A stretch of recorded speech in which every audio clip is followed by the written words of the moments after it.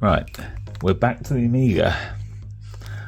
I've been using Caffeine for a little bit now, and I just want to tidy things up a little bit.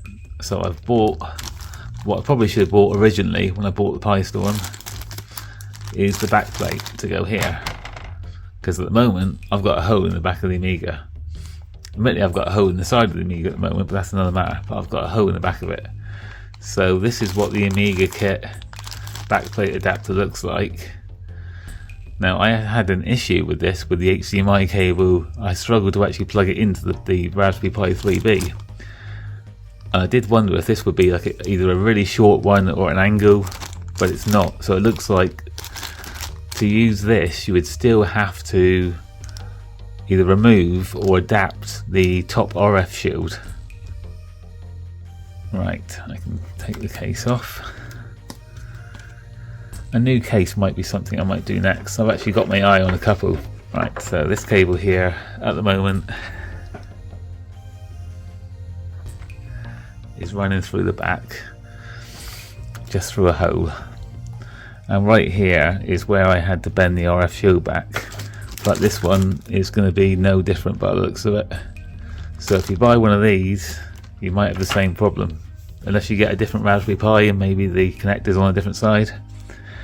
But we are where we are. Right, just touch the metal case. So I can take this out now. After all that effort of putting this in. So we've got this. You get the cable, the blanking plate, 3D printed one. Might need a bit of tidying up by the looks of it. And somewhere in this bag are 2 screws, which I'll try not to lose. Right, so this is what we've got. So that is the female end, which is going to come out there, and that is the male end. I know I'm talking male female, but if you look at the analytics for my YouTube channel, 100% of the people who watch my videos are male. Well, they don't give you a lot of excess on this, but I suppose that's kind of what you want. It's not a lot of excess cable, but yeah, that is tight. Yeah, you would definitely need to do what I've done here and either bend that down. I basically clipped the case there with a pair of wire cutters and just bent it down. You'd either have to do that, or maybe you can actually get these 90-degree adapters, which I might look into, but it's whether this would be in the way as well. I mean, I don't think I'm really affecting anything there, so that'll do. Now we've got this part, and they are going to go on here. So that part should be quite easy, but we do need to tidy this up first. I guess this is a problem with 3D printing. I would have thought they might have just run a drill head through this or something, just to tidy it up a bit before they sent it out, but my case isn't exactly perfect at the moment anyway, so right, that should do it.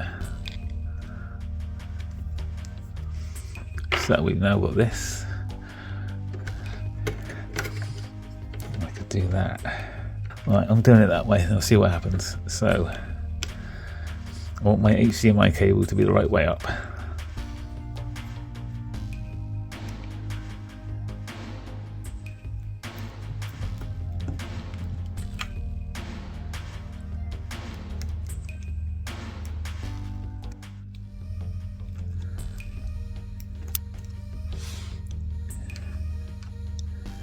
Get the screws in flush. Okay, no, that'll do. Right, I've just unplugged all the cables because I think I'm going to have to just lift the board out a little bit because this is a bit fiddly.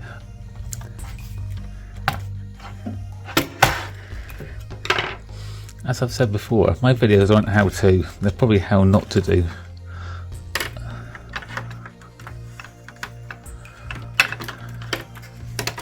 It's not as easy as you think it would be to put a little plastic cover through a hole and clip it.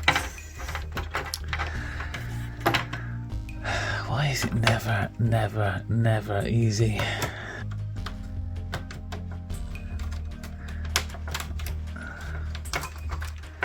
There we go. That's it in, and that's my motherboard out, but that's it in. So we're in. And as usual with anything I do, it seems it has to be a bit more hard work than it should be. So that was another mini teardown video. Right, turns out you probably don't need to bend this part of the RF shield the way I did it. I'll bend it back later. Right.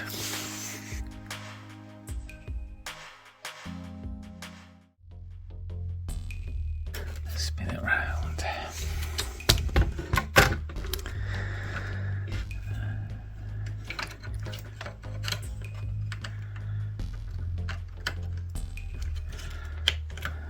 Yay, right. Now I am in. That is pretty much your path to route it, because that's pretty much the only way you can go with it.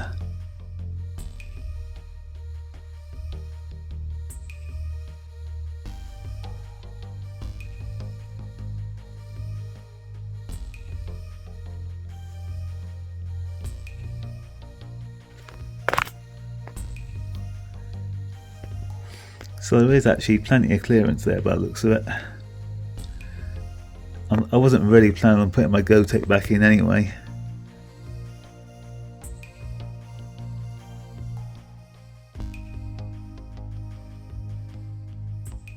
Right, we'll close back up now. So that is now the back of the Amiga with the HDMI plate plugged in.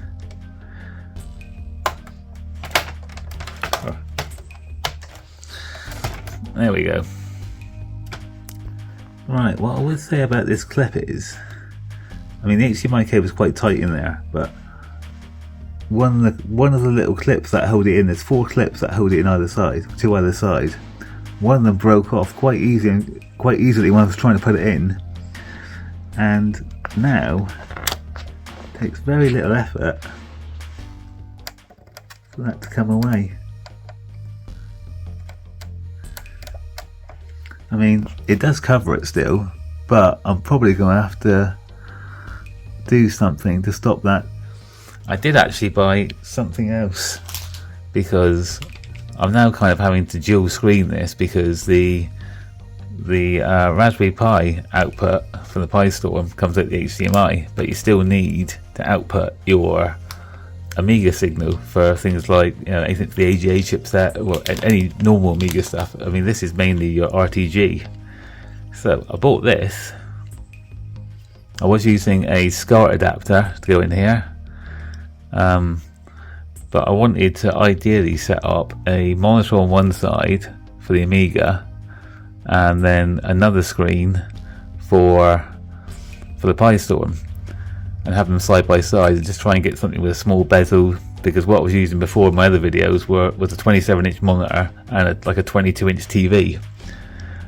So I bought this, but unfortunately with these, you need a monitor that will support, I think it's 15 Hertz, and I had a monitor all ready for it, built-in speakers that sounded really good, LCD monitor, and unfortunately it doesn't support the 15 kilohertz range. So I've got to try and track down a monitor now that will go down low enough for this one. I did buy one more thing. When I took this apart, when I originally got this, I stripped it right down, cleaned it all out, but then it's been sat in the cupboard for a while, sat out for a while, and it was full of dust again. So I've bought one of these, also from Amigakit. Nothing spectacular, but it does the job, and it wasn't that expensive. You can get more expensive ones with the coloured logo here on eBay. This was just an Amigakit one. I thought if I'm buying bits from Amigakit, I might as well tap this on. The only thing that was slightly annoying is it was all jammed into the same little box, so this has got really thick creases across it. So hopefully they'll come out, but this didn't cost much. I mean, the back plate, this and this all delivered was about £33. So, and I'm sure I will get used to this at some point. I just can't use it at the moment. Right, so here's the setup then. the Amiga.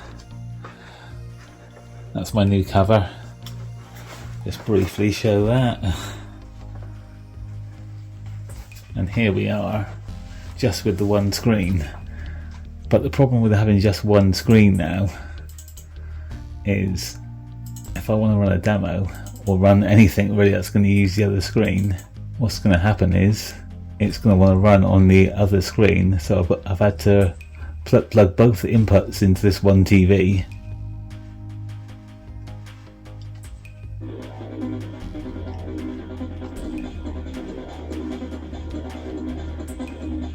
Yeah, so that's the problem with the PiStorm. You need two screens. You either need two screens or two inputs to do everything that you can do with the PiStorm. If you want to jump back and forth between the newer stuff and the older stuff, because when I quit this demo now, I've got no screen, and this is a bit of a pain in the ass.